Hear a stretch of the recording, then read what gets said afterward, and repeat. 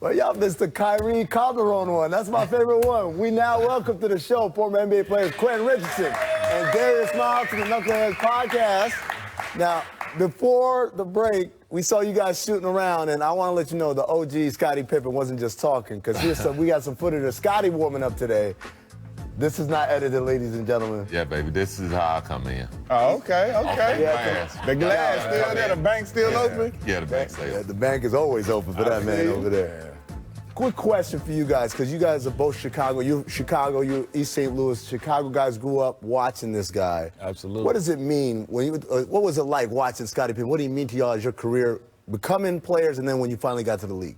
Man, for me growing up, I mean, you know, I'm a homegrown kid, so I mean, him, Mike, everybody, they was everything. I told you last year when I got to come up here, it was surreal for me to be sitting here with him, man, growing up, watching him achieve so much and do so much for the city and inspiring all of us. I mean, him along with MJ made me want to put on the jersey and hoop and go emulate him. So he big time legend for us up here. Yeah, watching WGN, and we used to watch all 82 games, you know, being in the Midwest. And, you know, my game just kind of went from just being just like Scottie's, playing defense, trying to shoot off the backboard, just everything, and just how chopped he was. He looked like a superhero. You know, it was like you can draw Scottie. You want to get in the weight room, him and Mike. Go ahead. No, go ahead. I want to hear this. You guys played together. Now I hear you like live across the street from each other. Is the love like never to be broken here? Never. I watch you guys play together. We brothers, man. It's like the way we came up playing AAU together. It was crazy, and it was a real situation where we got drafted together. So everything was built organically and real, man. And this is something that, to the day we die, man, we bros. Yeah, I've been knowing Q since I was like 15 years old. He was 2 years older than me, so he always been like a big brother. Man, it's crazy that y'all knew each other growing up, and then you end up in the NBA on the same team coming out, basically your first NBA experience. Those Clipper teams were really popular, despite y'all didn't go to the playoffs or have deep runs, but some of the most popular teams at that time. Are you surprised by how popular those Clipper teams were? We were. I mean, I think, you know, when you in it and you going through it and you trying to make your way, you're not really seeing everything that's going on. But little by little, as my career went further and further along, you know, more and more young kids, teammates coming into the league telling me, like, dude, we used to be doing the thing that y'all was doing. You know, different guys you meet and you interact with, and then you realize, like, this was like a countrywide situation that was going on. Then we go back and get brought back to the Clippers, and they kind of acknowledge that era as our era. So it's like, for us, it was kind of surprising and overwhelming, but it's all love, man, and we appreciate the love from everybody remembering that. Yeah, it's truly a blessing. Like, we appreciate for it. It's crazy. I remember that TV show Sideline LA Hoops, man. Yeah. When I was in Phoenix, we cut a clip from that show of Alvin asleep on the plane, because Alvin loved to take naps everywhere. It was one of my favorite shows watching back then. Well, the Clippers right now are currently the 3rd seed in the West, and they've lacked a little bit of consistency. They've different lineups. D-Miles, let me ask you, what should the Clippers look for in the trade deadline to help fix this team? I think they need one more big. If they can get one more big to just give them a little bit more size, I think they'll be all right. I think everything else is kind of forming itself with Mo Harkins and all them guys kind of stepping up in the assistant role. You? For me, I would agree, like maybe a shot blocking athletic type center, but I think the Darren Collison situation would be interesting to see whether he chooses the Lakers or the Clippers, and I think that'll be impactful to either one of those teams. But I mean, it's a lot of rumors out there with teams like Spencer Dinwiddie could be on the move, Derrick Rose could be on the move to either of the LA teams. So I think those are the things that I think may or may not happen. Scottie, you think they need to add anything? I really don't. I would really like to see the Clipper team on the court consistently. You know, this low management and all that, like, I don't really get it. I like to see them make a run. I think if they played their players night in and night out, we would see a better Clipper team than what we're seeing now. I think they're kind of winning games on the fly. They're very talented, but they're not playing great basketball. They're not getting on a run like you see with teams like the Lakers, where they can win 10 out of 12 games. They have to keep their personnel on the floor. I think that's the important thing, where they can find some consistency. All right, moving along. Giannis has been noticing players trying to draw fouls by falling to the ground and flailing in front of him. Here's what Giannis had to say after the game last night. Quote, "It's kind of hard because in the NBA, the way it's built, they want you to flop. It wants you to be weak, kind of, because sometimes I think when you're strong and you're going through contact, they don't call a foul. But when you're flopping and kind of going into the contact and throwing the ball out, they're going to call a foul. But that's not who I am. That's not what I'm going to do." Q, do you agree with Giannis? Does the league want you to flop? I don't know if I would say they want you to flop, but I would agree with him as far as saying that he's going to be who he is and he's going to go through the contact and continue to attack the rim. But, I mean, I think what you're hearing from him is a little frustration because I think he's starting to see that some guys are flopping and getting a call against him. But I think he's doing the right thing by saying, I'm going to continue to attack the rim and do what he's doing.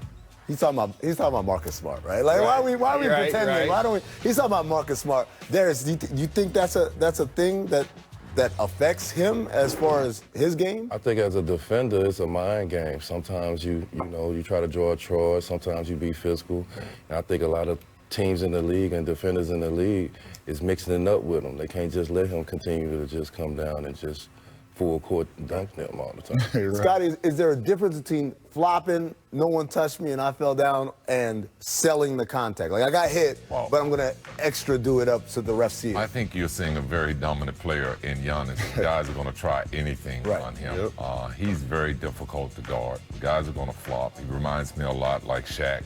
He's bringing nothing but force and power, and if you can't withstand it, he's going to go straight through you. So I understand what he's saying, that, he's not hitting guys that hard, and officials are buying it. So he's not changing his game. To me, the only problem I had with his comment is he made it seem like the league today. And I would say LeBron went through this, Shaq went through it, Wilt went through it. Whenever you're a more physical force than everybody else, they try to foul you hard because if they don't, they know you're going to finish through the contact. But a lot of times refs, for whatever reason, they don't notice. And, I mean, to be honest, sometimes those type of guys, like you say, the Shaqs, the LeBrons, Giannis, they can be difficult for officials to guard because, like you say, they're relentless in coming through and going through contact. So sometimes it's hard to tell when you that strong and you going through stuff. Did he really get hit that much? Should I have, you know what I'm saying? So they have to watch that over and try and practice and get used to what he's doing too. So the last thing is, Rachel ain't here, I'm here. And when I'm here and we have guests, I see you guys have merch. Got some merch? I got some, Hey, we got people that can handle that for you. There you get go. You taken care of. Behind the scenes, we got you squared away. Awesome. See, you guys are tremendous, man. Darius, good. Thank you for stopping by. Coming up, Suns and Knicks. Check out this long-range lob from Ricky Rubio to DeAndre Ayton. Nick, is Ricky the best lob thrower we have in the game right now? Right now, yeah. I'd take Rubio. That is pretty damn impressive, and I've seen it over and over from him. Okay. Scottie. I say depending on who's receiving it. There you go. There you go. You can't make a bad pass when you passing Anthony Davis. Just throwing that out there. Throw it anywhere, he get it. All right, miss dribbling. Crunch time in San Francisco, and Nikola Jokic looks like he might have gotten away with a little bit of a double dribble. Scottie, this is the worst double dribble since when? Oh man. Is that it? I got no words for that. Oh, wait, we got some of the best of? Come on. Come on now. And they didn't call it? They didn't call Amir Johnson? Come on, man. Your man Steve Kerr had some words for that last night. Oh, yeah? We can't really play him back on TV, though. Oh, Steph got away with it so bad he was laughing. Kyrie, that's a good one, too. Nice two hands on the ball. But no, Jokic right here, come on, man. That was bad. Come on. Maybe they don't call double dribbling in the league no more. What are they looking at? And whenever these bad things happen, what are the refs looking at? All right, Meg. Did I hit the knot? All right, Donovan Mitchell dropped 46 last night in a loss against the Pelicans and had a few nasty snatchbacks. Pip, how would you have defended this? Fouling. They say you don't foul a jump shooter, but you got to foul a guy if he do this to you. Oh, man. Like, Nick, Snap back. You got to wrap him up? Oh, absolutely. Mitchell, he is a superstar now. Has he taken that step? Is he an all-star?